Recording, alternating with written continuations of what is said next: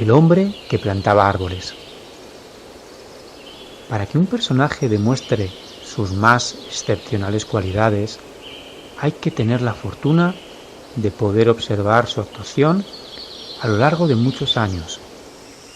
Si dicha actuación está desprovista de todo egoísmo, si obedece a una generosidad sin par, si es del todo cierto que no abriga un afán de recompensa y que, por añadidura, ha dejado una huella patente sobre la faz de la tierra, entonces no cabe error alguno. Estamos ante una persona excepcional. Hará cosa de 40 años hice un largo viaje a pie por unos montes poco frecuentados por turistas, localizados en esa antigua región donde los Alpes se adentran en la Provenza. En los tiempos en que emprendí mi caminata a través de aquellos parajes despoblados, todo era tierra yerma y descolorida. Nada crecía en ella salvo el espliego salvaje. Cruzaba la comarca por su parte más ancha y tras 3 días de camino me encontré en medio de la más absoluta desolación. Acampé junto a las ruinas de un pueblo abandonado. Me había quedado sin agua y necesitaba reponer. Aquellas casas indicaban que una vez tuvo que haber allí una fuente o un pozo. Fuente había, en efecto, pero seca. Las 5 o 6 casas sin techo roídas por el viento y la lluvia, y la minúscula capilla con el campanario medio derruido, se levantaban como las casas y capillas de los pueblos habitados, pero aquí todo signo de vida se había esfumado. Hacía un hermoso día de junio, radiante y soleado, pero sobre aquella tierra desnuda el viento soplaba con una insoportable ferocidad. Rugía entre los esqueletos de las casas, cual león defendiendo su comida. No me pude quedar. Después de 5 horas de marcha, seguía sin encontrar ni una gota de agua, y no había señal alguna de poder hallarla. En todos lados la misma sequedad, los mismos hierbajos. Acerté a divisar en la lejanía una pequeña silueta negra, que tomé por el tronco de un árbol solitario. Me encaminé hacia ella y resultó ser un pastor. 30 ovejas yacían a sus pies. Me dio a beber de su calabaza y poco después me llevó a su morada, en un pliegue de la llanura. Se abastecía de agua, por cierto, un agua excelente, de un pozo natural muy profundo, sobre el que había dispuesto una polea rudimentaria. Era persona de pocas palabras. Así es como son quienes viven en soledad, pero se notaba que era un hombre seguro de sí mismo, algo inesperado en aquellos campos. No vivía en una cabaña, sino en una casa de piedra que daba fe de los esfuerzos realizados para reformar la ruina que había encontrado allí a su llegada. El tejado era recio y firme. El viento contra las rejas producía un murmullo como el del mar en la orilla. Estaba todo ordenado, los platos limpios, el suelo barrido, el rifle engrasado. La sopa hervía en el hogar. Advertí entonces que iba pulcramente afeitado, que llevaba todos los botones bien cosidos, que había remendado su ropa con la meticulosidad que hace invisibles los remiendos. Compartió su sopa conmigo y luego, cuando le ofrecí mi petaca de tabaco, me dijo que no fumaba. El perro, tan silencioso como su amo, era amistoso sin mostrarse servil. De buenas a primeras, dimos por sentado que me quedaba a pasar la noche. La aldea más cercana se hallaba a más de 1,5 días de viaje. Además, dudaba de la hospitalidad de los escasos villorrios que había por aquellos pagos. Eran apenas 4 o 5, dispersos por los cerros, al final de largos caminos de carro. Los habitaban carboneros que vivían en la penuria. Las familias, apiñadas a causa de un clima demasiado severo, tanto en verano como en invierno, no se libraban de los incesantes conflictos. La desesperación alcanzaba proporciones desmesuradas debido a la continua ansia por escapar. Los hombres acarreaban las carretas de carbón hasta la ciudad para luego regresar. El yugo perenne de aquel penoso trabajo vencía hasta los caracteres más firmes. En todo había rivalidad, tanto en el precio del carbón como por una silla en la iglesia. Representaban la perpetua lucha entre el bien y el mal. Y por encima de todo estaba el viento incesante crispando los nervios. El pastor fue a por un saquito y vertió un montón de bellotas sobre la mesa.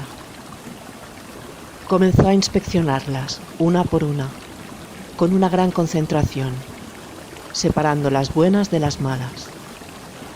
Yo fumaba en mi pipa. Le ofrecí ayuda. Me respondió que era su trabajo. Y en efecto, en vista del esmero con que se entregaba a la tarea, no insistí.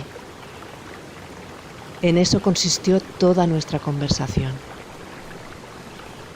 Tras separar una cantidad suficiente de bellotas buenas, las fue contando por decenas, al tiempo que eliminaba las más pequeñas o las que presentaban alguna grieta. Cuando hubo seleccionado 100 bellotas perfectas, puso fin a la labor y se acostó. Aquel hombre irradiaba paz.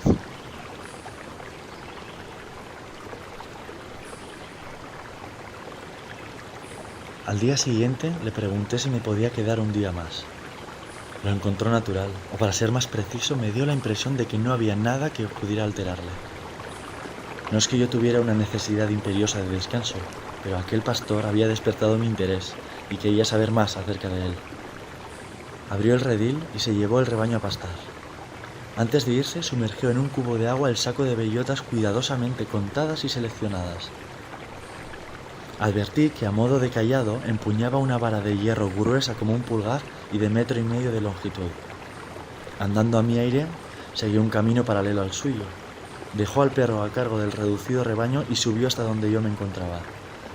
Temí que fuera a reprenderme por mi indiscreción, mas no fue ni mucho menos así. Él iba en aquella dirección y me invitó a acompañarlo si no tenía nada mejor que hacer.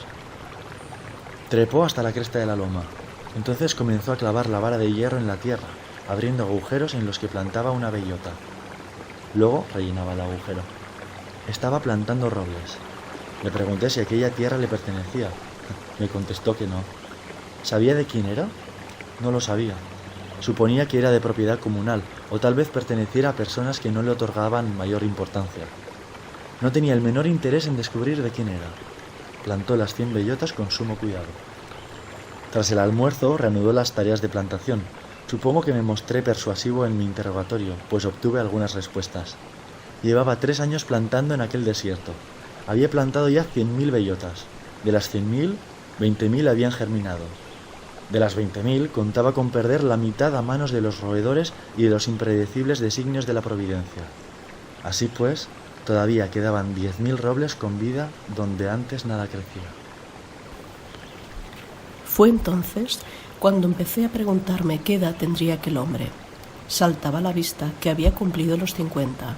55, me dijo. Se llamaba Elsear Bouffier. Una vez había poseído una granja en las tierras bajas. Allí había construido su vida. Perdió a su único hijo, luego a su esposa. Acabó retirándose a aquellos solitarios parajes donde se encontraba muy a gusto, viviendo sin prisas con sus ovejas y el perro. A su entender, aquella tierra se estaba muriendo por la ausencia de árboles. Agregó que a falta de otra ocupación más apremiante había decidido poner remedio a aquel estado de cosas. Le dije que en 30 años sus 10.000 robles serían magníficos. Respondió con toda sencillez que si Dios le concedía bastante vida, en 30 años plantaría muchos más y que aquellos 10.000 serían como una gota de agua en el océano. Por otra parte, estaba estudiando la reproducción de las hayas y tenía un vivero de plantones nacidos de hayucos junto a su casa. Los plantones, protegidos de las ovejas mediante una cerca, eran muy bonitos. También tenía en mente plantar abedules en los valles donde, según me dijo, había una cierta humedad a pocos metros bajo la superficie del suelo. Al día siguiente nos separamos. Un año después, estalló la guerra de 1914, en la que participé como soldado. Un soldado de infantería apenas dispone de tiempo para reflexionar sobre los árboles. A decir verdad, aquel asunto lo había olvidado. Finalizada la guerra, me encontré en posesión de una diminuta paga por los servicios prestados y un enorme deseo de respirar aire puro durante algún tiempo. Sin más propósito que este, enfilé otra vez la carretera hacia las tierras yermas. El paisaje no había cambiado. No obstante, a lo lejos vislumbré, más allá del pueblo abandonado, una sombra de neblina grisácea que cubría las cumbres de las montañas como una alfombra. El día anterior había empezado a pensar de nuevo en el pastor que plantaba árboles. 10.000 robles, reflexioné, ocupan mucho espacio. Había visto morir a tantos hombres a lo largo de aquellos 5 años que daba por sentado que el Sartre-Bouffier estaría muerto, más aún cuando a los 20 años se contempla a los hombres de 50 como ancianos a quienes nada les queda por hacer salvo morir. Pero no había muerto. En realidad estaba más vivo que nunca.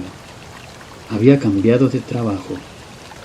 Ahora solo tenía 4 ovejas y, a cambio, 100 panales. Se había desprendido de las ovejas porque constituían una amenaza para los árboles jóvenes. Pues, tal como me explicó, y luego pude comprobar con mis propios ojos, la guerra no lo había trastornado lo más mínimo. Impertérrito había seguido plantando árboles. Los robles de 1910 contaban 10 años de edad y eran más altos que nosotros. Un espectáculo impresionante. Quedé literalmente sin habla y, como él tampoco decía nada, pasamos todo el día caminando en silencio a través de su bosque. Al constatar que todo aquello había salido de las manos y el alma de un único hombre, desprovisto de medios mecánicos, comprendí que los seres humanos podrían ser eficaces como Dios en crear y evitar la destrucción. Los robles eran tupidos y las hayas se extendían hasta donde alcanzaba la vista. Me mostró hermosos grupos de abedules plantados 5 años atrás, es decir, en 1915, mientras yo lo echaba en Verdún. Los situó en las hondonadas donde suponía, con razón, que había humedad a flor de tierra. Eran tiernos y delicados como niños, y también firmes y seguros. Fue como si la creación floreciera en una suerte de reacción en cadena. A él le daba igual, tenía la determinación de concluir su tarea con toda sencillez. De regreso, hacia el pueblo, vi que el agua manaba en arroyos que llevaban secos desde tiempo inmemorial. Esto era sin duda el resultado más visible de toda una serie de cambios. El viento, además, ayudó a esparcer las semillas y al mismo tiempo que resurgió el agua, también lo hicieron los sauces, juncos, prados, jardines y las flores en un alegato a favor de la vida. Pero esta transformación se produjo de forma tan gradual que se integró en el entorno sin causar el menor asombro. Los cazadores, que subían a los páramos siguiendo la pista de las liebres y los jabalís, advirtieron, por supuesto, la repentina aparición de arbolillos, pero lo atribuyeron a un capricho natural de la tierra. De ahí que nadie se entrometiera en la labor del Sartre-Bouffier. De haber sido descubierto, habría suscitado oposición, pero pasaba desapercibido. Ningún habitante de los pueblos ni nadie de la administración de la provincia habría imaginado una generosidad tan magnífica y perseverante. Para hacerse una idea exacta de lo excepcional del personaje y su obra, es preciso recordar que el Sartre-Bouffier trabajaba en soledad absoluta, tan absoluta que hacia el final de su vida perdió el hábito de hablar, o tal vez no lo estimara necesario. En 1933 recibió la visita de un guarda forestal para notificarle una resolución judicial que prohibía encender fuego al aire libre, con vistas a proteger el crecimiento de aquel bosque natural. Era la primera vez, le dijo el hombre con toda ingenuidad, que oía hablar de un bosque surgido espontáneamente. Por aquel entonces, el Sartre se disponía a plantar hayas en un lugar que distaba 12 kilómetros de su casa. Para ahorrarse tantas idas y venidas, pues ya había cumplido los 75, decidió construir una cabaña de piedra junto a la plantación. En 1935, el gobierno central envió a toda una delegación a inspeccionar el bosque natural. La componían un alto cargo del servicio de bosques, un diputado y varios técnicos. Tras un largo diálogo completamente inútil, se decidió que algo se debía hacer. Afortunadamente no se hizo nada, salvo la única cosa que tenía sentido. Todo el bosque se puso bajo la protección estatal y la obtención de carbón a partir de los árboles quedó prohibida. De hecho, era imposible no dejarse cautivar por la belleza de aquellos jóvenes árboles llenos de energía que a buen seguro hechizaron al mismísimo diputado. Entre los funcionarios de la delegación se contaba un amigo mío, a quien desvelé el enigma. A la semana siguiente fuimos juntos a visitar a Else Bouffier. Lo encontramos trabajando con ahínco, a unos 10 kilómetros del lugar donde se había efectuado la inspección.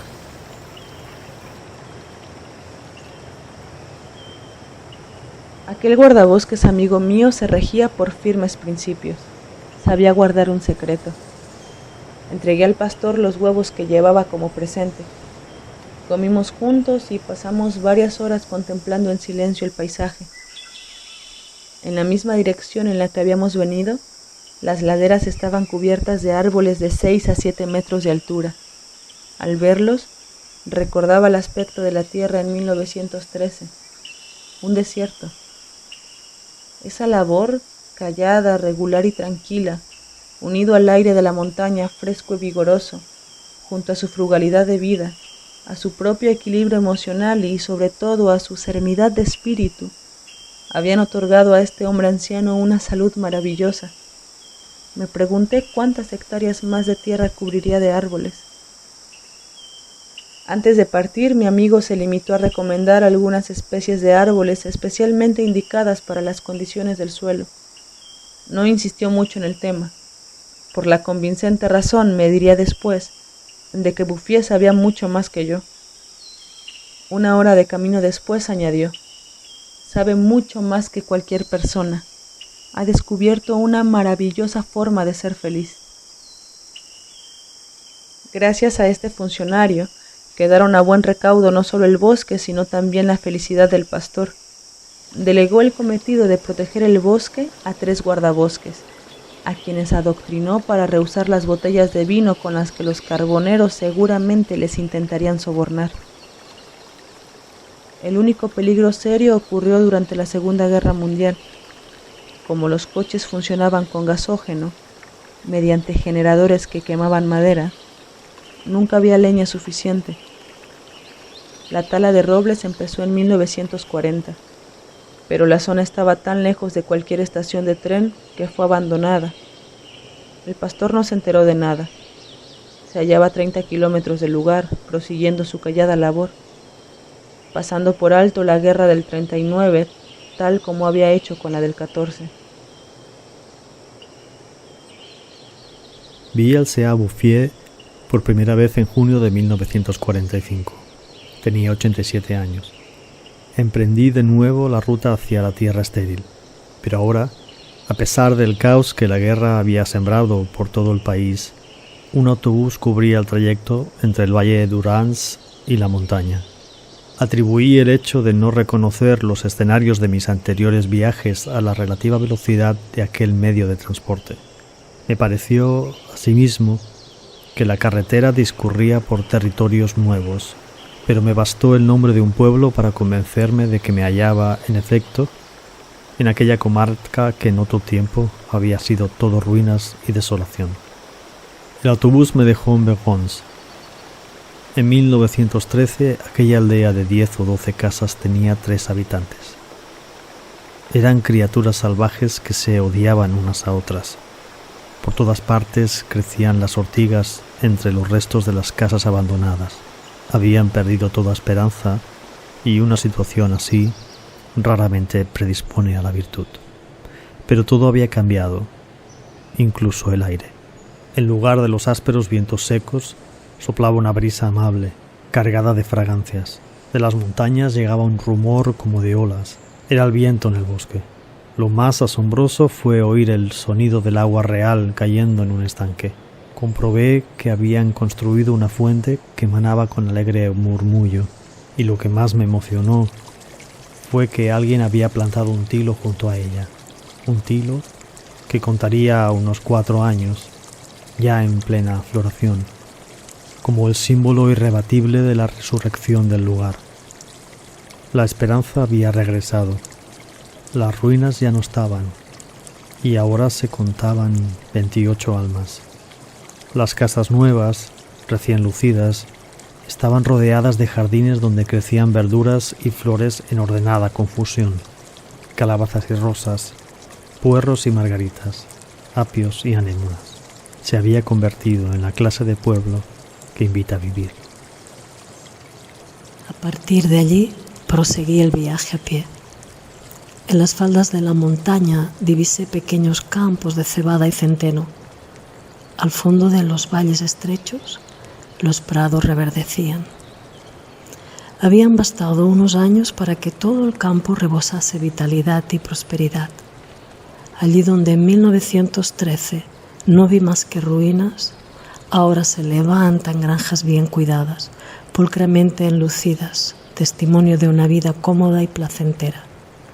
Los antiguos arroyos alimentados por la lluvia y la nieve que acumula el bosque fluían de nuevo. Sus aguas se habían canalizado. En todas las granjas las albercas rebosaban agua clara sobre tapices de hierbabuena. Los pueblos se habían ido construyendo poco a poco. Gentes de las llanuras, donde la tierra era más cara, se habían establecido aquí, aportando juventud, acción y espíritu aventurero. Junto a los caminos aparecían hombres y mujeres campechanos y cordiales, muchachos y muchachas que sabían reír y habían recuperado la afición por las meriendas campestres. Contando a los antiguos pobladores, irreconocibles ahora que vivían con holgura, más de 10.000 personas debían su felicidad a Elzéar Bouffier. Cuando pienso que un solo hombre, armado únicamente de su fuerza física y moral, fue capaz de hacer surgir de un yermo esta tierra prometida, me convenzo de que, a pesar de todo, el género humano es admirable. Pero cuando analizo la arrebatadora grandeza de espíritu y la tenaz benevolencia que sin duda requirió alcanzar este resultado, me embarga un inmenso respeto por este viejo pastor iletrado, que había sabido completar una obra digna de Dios. Elzéar Bouffier falleció tranquilamente en 1947 en el hospital de Banon.